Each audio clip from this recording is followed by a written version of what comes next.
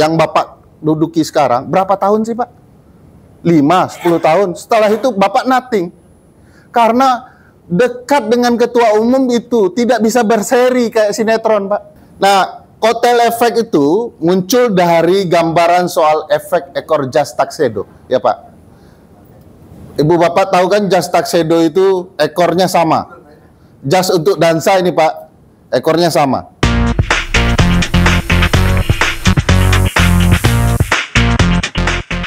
Assalamualaikum warahmatullahi wabarakatuh. Alhamdulillah rabbil alamin, Allahumma shalli ala Muhammad.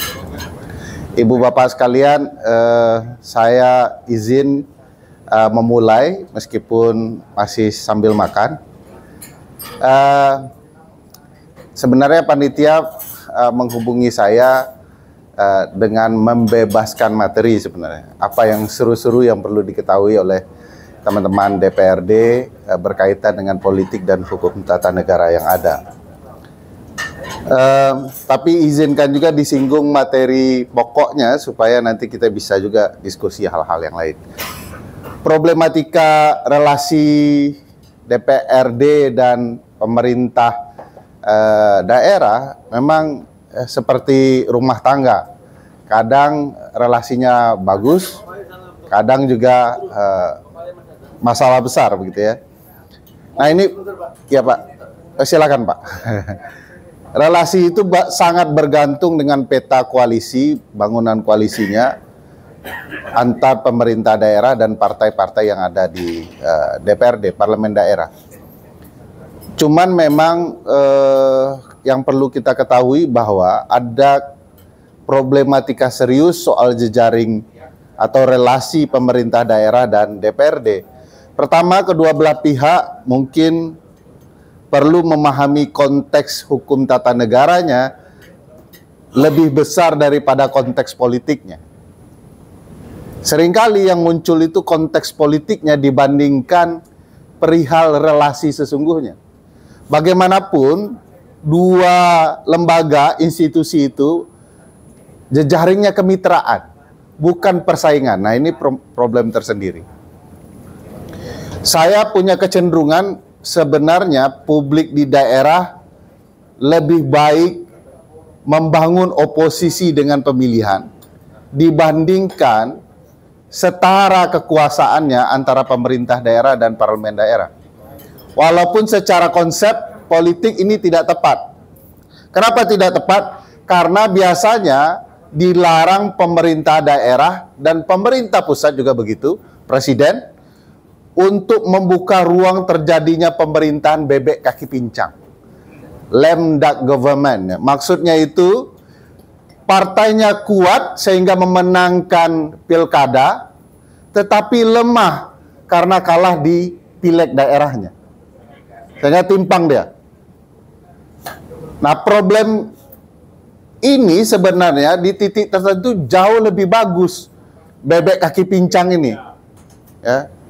Partai tertentu menang di pilkada, tetapi harus dikalahkan dengan memenangkan partai pesaingnya atau kubu oposisi di pileg daerah. Apa tujuannya? Supaya koreksinya berjalan. Nah, masalahnya kalau sudah di daerah, Ibu Bapak sekalian tahulah, kalau terlalu dominan partai oposisi, kerjaannya mematahkan kerja kepala daerah saja. Apa saja dibuat gagal gitu. Nah, padahal yang perlu dibangun adalah saling mengkoreksi. Supaya pemilih kita punya pilihan. Kalau eksekutif di daerah tidak benar kerjanya, berbenturan dengan kepentingan publik di daerah, maka mereka bisa mengadu kepada DPRD. Sekaligus membangun ya, pimpinan alternatif untuk daerah di masa depan. Jadi kalau gubernur atau bupati atau wali kota ternyata oleh publik tidak nyaman, maka mereka berharap akan lahir potensi kepala daerah di DPRD daerah. Nah, sayang bangunan ini cenderung abai terjadi. Dan itu juga terjadi di tingkat pusat. Makanya kalau kita lihat relasi eksekutif di pusat dan di daerah sekarang sebenarnya tidak baik-baik saja. Pertama terjadi di muka bumi itu Pak, konsep apa yang terjadi di pemilu kita kemarin. Lumrahnya kalau dia pemenang di legislatif, pasti suaranya setara dengan calon presidennya. Bayangkan sekarang PDIP menang di legislatif, tetapi kemudian suara calonnya yang terendah. Berbanding terbalik ya dengan apa yang terjadi di Gerindra.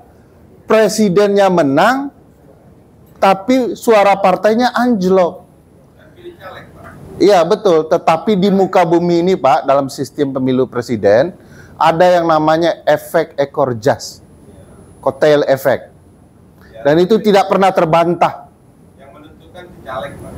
Nanti saya ceritakan penyebabnya kenapa. Nah, sabar Pak. Silakan Pak. Apa kan tema yang diberikan panitia?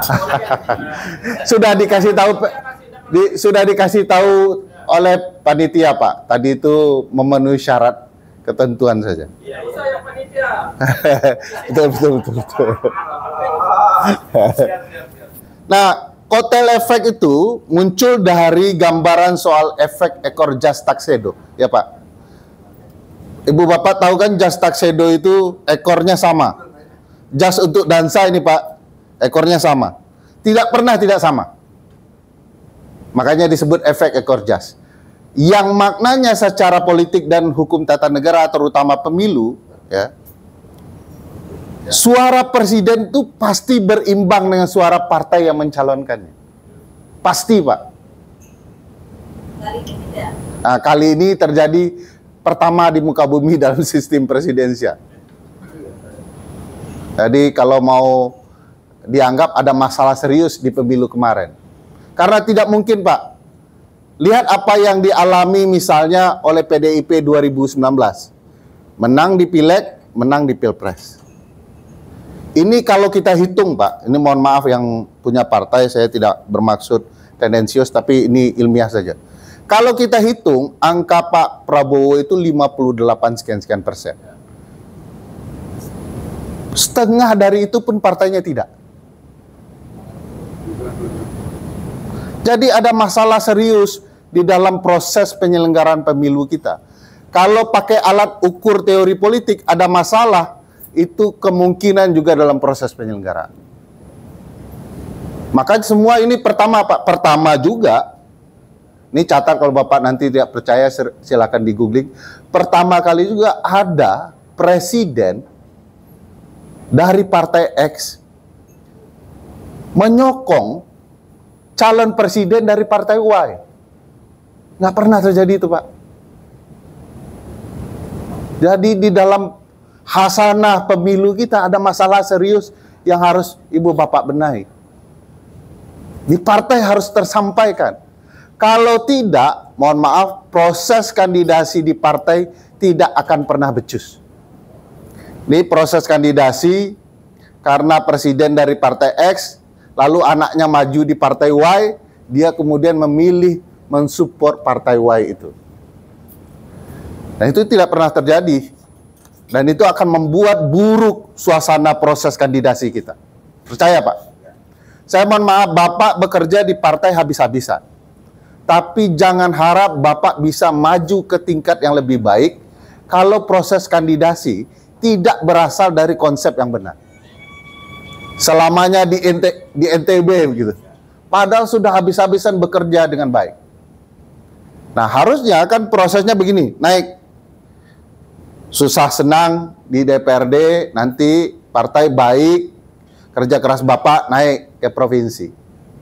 Provinsi habis-habisan bekerja baik, naik lagi ke nasional. Nasional nanti bekerja baik, puncaknya presiden. Jadi di dalam sistem presidensial itu puncak kekuasaan itu presiden. Presiden dalam teorinya, ini Ustadz nama yang menyampaikan teorinya, mengatakan bahwa presiden itu raja. Jadi sistem presiden itu raja. Presiden itu raja. Raja yang apa? Raja yang dibatasi konstitusi. Kalau raja yang namanya presiden tidak lagi dibatasi oleh konstitusi, ya raja dalam sistem kerajaan dia.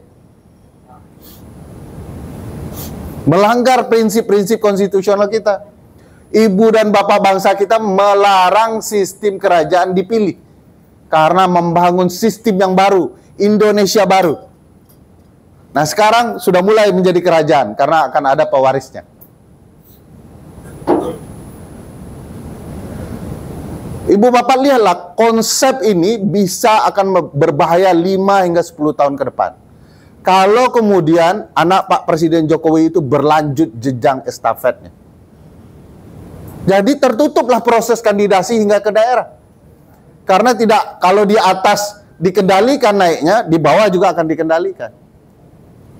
Pak Ferry, ini kan etalasinya selalu pusat saja dilihat. Ya. Di daerah itu malah bikin orang itu. Kalau dikatakan nepotisme seperti itu. Ya, dilarang baik di daerah dan di pusat. Berdasarkan Undang-Undang Nomor 28 Tahun 99 tentang penyelenggaraan negara yang bersih dan bebas KKN. Dilarang termasuk Pak Jokowi. Kalau pusat tidak becus, sudah pasti di daerah tidak becus. Dari dulu itu. Pasti. Kalau kemudian daerah tidak becus, pusatnya becus, selesai daerah dibecuskan itu, dibenarkan. Tapi kalau pusat, Saya mohon maaf ya, ini masih kita bicara soal kandidasi. Kandidasi di partai kita itu rusak. Kalau mau berjujur-jujur ini, dengan segala hormat saya tahu ibu bapak sekalian senior dalam partai, tapi saya mau kasih kelemahan partai yang berkaitan dengan perbaikan tata negara kita di masa depan. Contoh yang rusak adalah, saya di depan ibu bapak sekalian nanti jujur sekalian, nanti boleh protes ya, atau beda pandang enggak apa-apa. Ibu bapak sekalian merasa di Indonesia ada partai politik tidak? Sebagai orang partai? formalnya ya. Formalnya ya, artinya kan bapak mau bilang tidak ya. Ada. Saya mau mengatakan begini, teori partai itu dia membesut dari kader. Partai itu menyeberangkan ideologi kader menuju kebijakan. Ideal. Kader yang terbaik akan dibesutkan, dinaikkan. Kader bekerja untuk partai dan menyumbang untuk partai. Ini sederhananya. Pertanyaan kalau saya sebutkan begitu ciri-cirinya, masihkah Bapak berpikir ada partai? Jokowi dari bawah juga diangkat. Enggak Pak. Dari bawah, dari Saya mau cerita Pak ya. jadi gubernur. Yes. Tetapi siapa yang menentukan Pak? Partai. Enggak, yang menentukan ketua umum partai. Betul nggak Pak? Baca Undang-Undang 2 2008, junto Undang-Undang Nomor 2 2011 tentang partai politik. Padahal siapakah yang menentukan kandidasi di seluruh tahapan partai? Kader partai. Dalam mekanisme internal partai. Maka saya berani mengatakan, sudah ada bukunya, silakan baca buku Pembaharuan Partai Politik di Indonesia.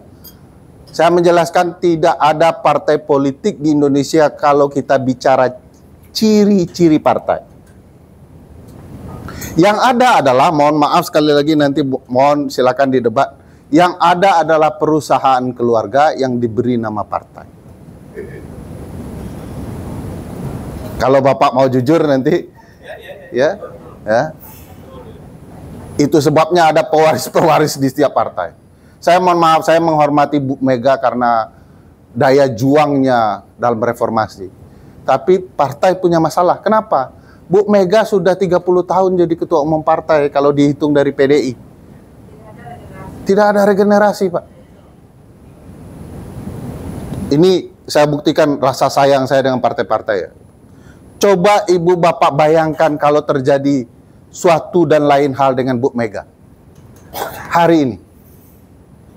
Bisa berdarah-darah itu partai berebut kursi, Pak. Bisa hancur partai, bisa pecah partai. Sementara mekanisme untuk menentukan ketua umum yang baru bergantung kepada beliau. Serusak. Jadi kalau saya bisa tepuk dada, Pak, saya lebih mencintai PDIP dibandingkan kader PDIP itu sendiri. Saya mencintai Pak Prabowo. Kalau soal urusan partai, soal yang lain beda. Bagaimana kalau terjadi sesuatu dengan Pak Prabowo? Bagaimana nasib Gerindra? Selesai, Pak. Jadi kita bukan berpartai, tapi kita sedang membangun suatu konsep kekeluargaan atas nama partai. Partai itu cirinya, Pak, satu, ketua umum itu dipilih oleh kader. Kandidasi ditentukan oleh kader. Ini Bapak yang di daerah nih, kalau terjadi pilkada, siapa yang menentukan calon kepala daerah dari partai? Sekarang beliau sudah bertobat, sudah sama dengan saya. Nah, ini problematika yang harus diperbaiki oleh partai. Soal keuangan partai, siapa yang tahu? Pemilik partai. Berapa sumbangan negara, berapa yang diberikan negara, dalam rangka apa uang itu dipakai, dan segala macam. Kalau ini tidak terperbaiki, ya pasti hukum tata negara kita rusak. Dan Pak Jokowi melihat peluang itu. Nah, ini partai banyak kelemahan ini. Maka terjadilah yang aneh-aneh tadi. Dia kader PDIP, tapi yang disupport adalah capres dari Gerindra. Terjadilah keanehan berikutnya, Partai Gerindra memenangkan calon presidennya, tetapi dia tidak menang di pileg. Kalau saya mau menyederhanakan, ada potensial kecurangan luar biasa yang terfokus kepada suara calon presiden saja. Atau mungkin karena dia tidak sistem proporsional tertutup. Saya mau kasih tahu. Saya setuju sistem proporsional tertutup kalau demokrasi internal partai ibu bapak sekalian benar. Tapi kalau tidak jalan Bapak tutup, malah keluarnya makin kuat, Pak. Saya mohon maaf, Bapak kuatnya di partai yang Bapak duduki sekarang, berapa tahun sih, Pak? 5-10 tahun. Setelah itu Bapak nothing. Karena dekat dengan ketua umum itu tidak bisa berseri kayak sinetron, Pak. Iya dekat, tapi 5 tahun lagi bisa jadi musuhan. Bisa langsung dicoret. Lupa ketua umum partai, jasa-jasa ibu bapak sekalian di partai. Lupa pasti. Kalau tersinggung saja sedikit, karena mengelola partai pakai perasaan. Nah, ini problematika. Bahkan saya lihat banyak kader-kader daerah potensial di nasional tidak bisa. Karena kemampuan menjilatnya kurang gitu. Jadi kalau mau nasional ya tingkatkan dulu kemampuan menjilat. Nah, itu problematika serius di partai yang harus dibenahi, termasuk juga hal-hal yang lain. Misalnya sekarang kalau partai tidak benar dalam internal lalu pemilunya tidak benar, termasuk pola kampanye pasti tidak benar. Maka Bapak bilang banyak betul biaya berkampanye. Ya karena internal partai tidak benar, kinerja partai juga bermasalah. Masa kemudian satu organisasi internalnya tidak becus, lalu gerak keluarnya benar? Pasti nggak mungkin, Pak. Orang sudah meninggalkan kampanye dengan APK, kita semakin meningkat. Padahal semua sudah tahu mahal biaya APK. Loh, kok makin gencarkan? Karena banyak kader partai yang baru ditunjuk dan orang belum tahu, perlu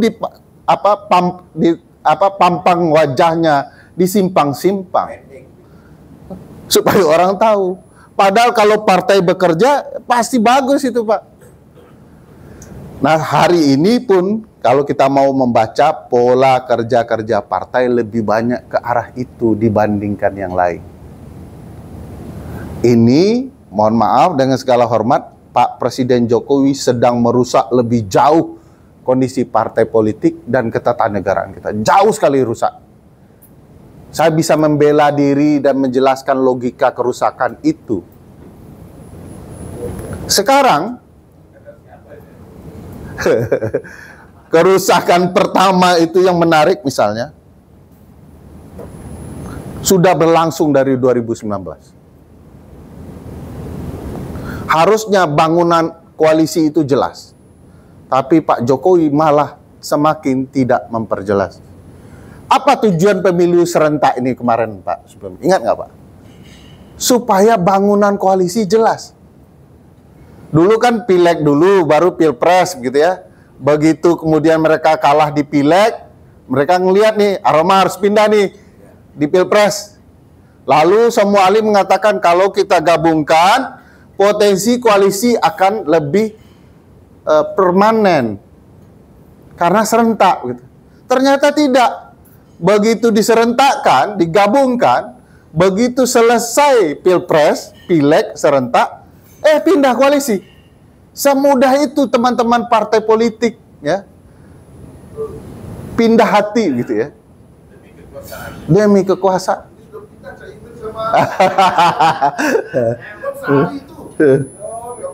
Belum katanya.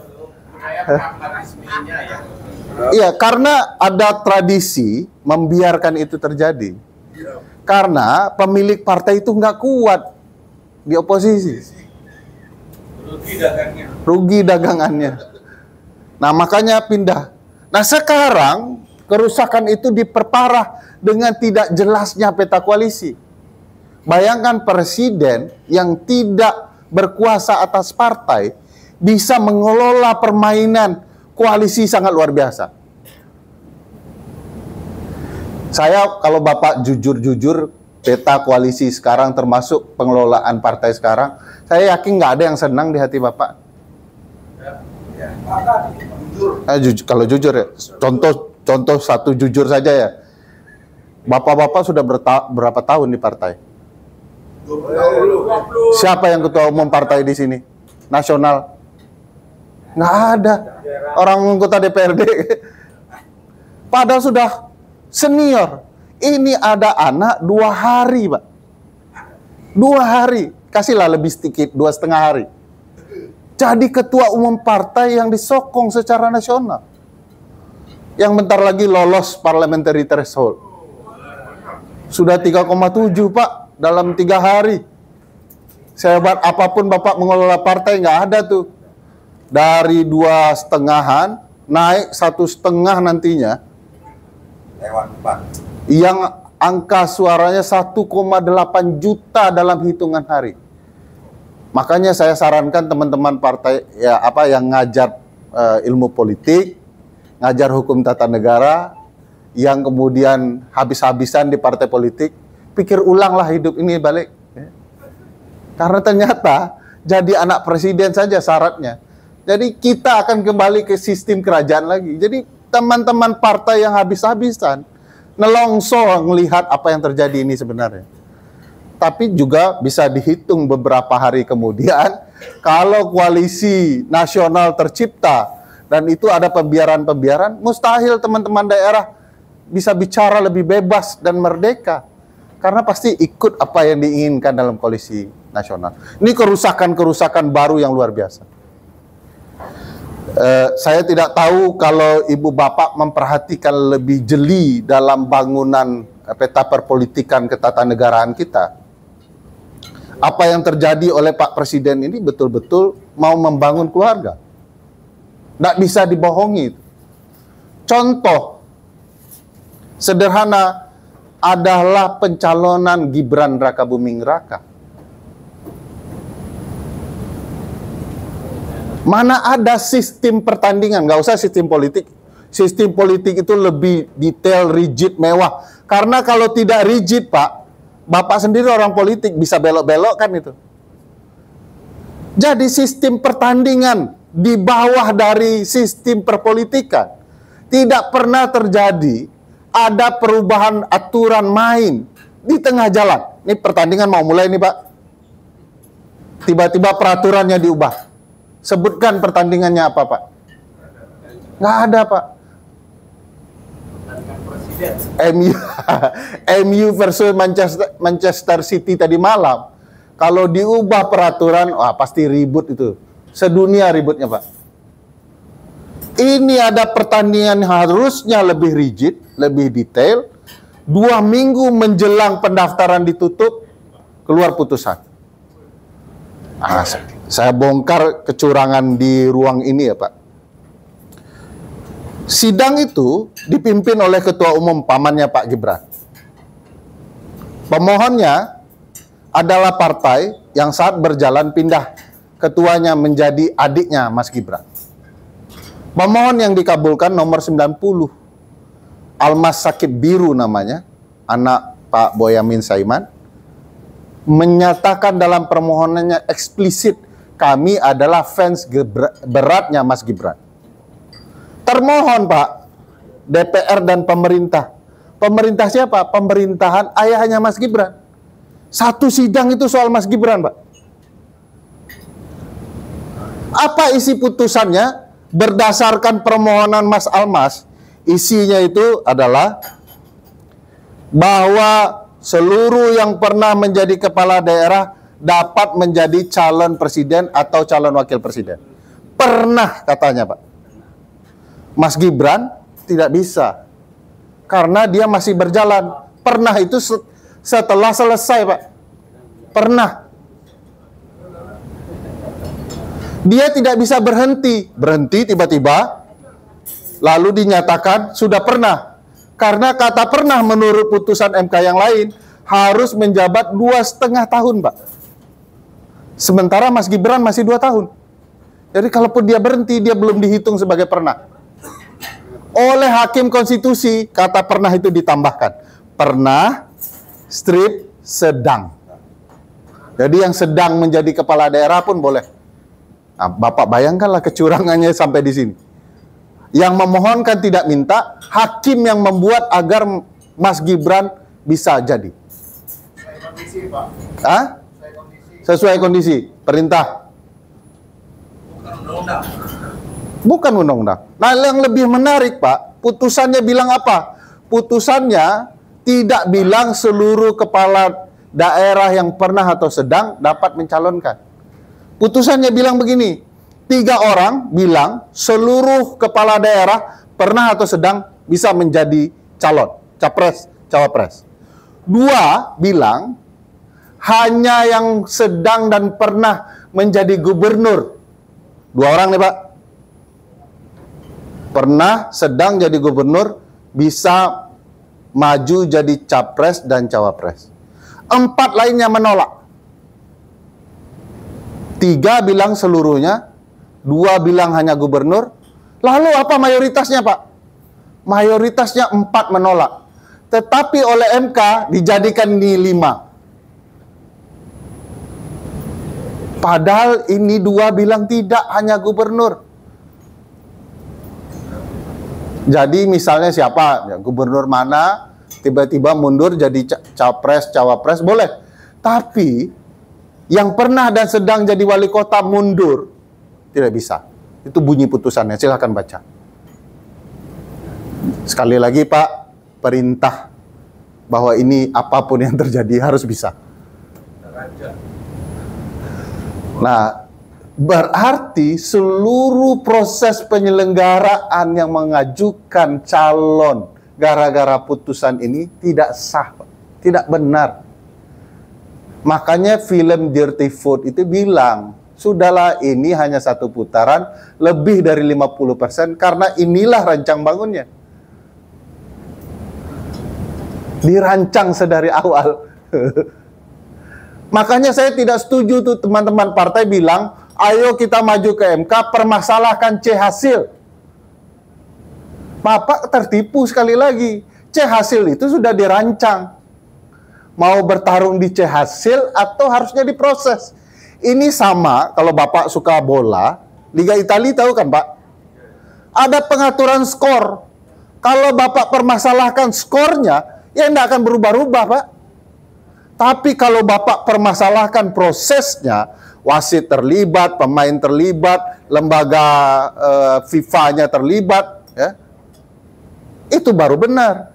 Kalau C hasil nggak akan itu, Pak. Saya pastikan tidak akan, karena sebelum C hasil Bapak keluar, sudah dinyatakan oleh seluruh lembaga, baik survei maupun tim sukses, akan 58%. Jadi aneh kalau Bapak mengarah ke soal 58%. Besok saya yakinkan drama ini akan berlanjut di Mahkamah Konstitusi. Ini Bapak catat hari ini baru pertama saya sampaikan, bahwa apa yang terjadi melalui putusan MK yang barusan ini Ini alat untuk menghibur secara politik dan publik luas agar kepercayaan kepada MK meningkat sebelum putusan maha penting dalam perselisihan hasil pemilu presiden. Apa 3 putusan MK yang terbaik? MK putuskan bahwa Jaksa Agung tidak boleh orang partai politik supaya fair. Tidak ada menangkap orang untuk masuk partai lain, kan gitu ya. Ini cukup fair nih bagi Bapak semua. Kedua, pilkada tetap November berdasarkan undang-undang supaya tidak dikendalikan oleh presiden yang mau lengser. Ini cukup fair, tetapi sebagian yang terpilih di DPRD dan DPR juga nelongso karena nggak bisa maju, harus mundur kan gitu ya. Ketiga, MK mengatakan bahwa parliamentary threshold dihapuskan 2029. Ini penting bagi saya dan ibu bapak sekalian dari partai politik, karena mestinya suara publik itu punya makna. Tidak di-cut saja karena dia partai kecil. Nah, partai besar yang mungkin tidak nyaman dengan pilihan. Ini pilihan bagus. Nah, ini bagus.